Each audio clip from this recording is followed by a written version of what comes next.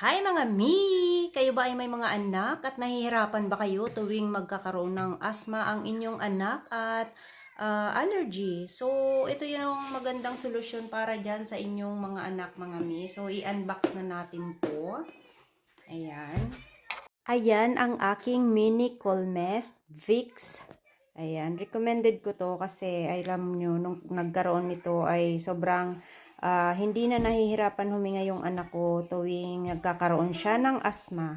So, ayan siya. Buksan na natin. Ayan, mayroon siyang kasama. So, simple lang ito. Actually, nagamit ko na to one time. So, ayan siya. Ayan yung laman niya. Ganyan. Tapos, wala naman siyang special na kasama. So, ganito siya mga ni. Ganito siya. Ayan. Tapos, may on and off. Tapos, ito, tinatanggal to mga mi. Ganyan. So, dahan-dahan lang kayo pag ano. So, dito nyo lalagyan ng tubig. Yan, ganyan. Ayan. Ganyan na. May saksakan siya. Ayan.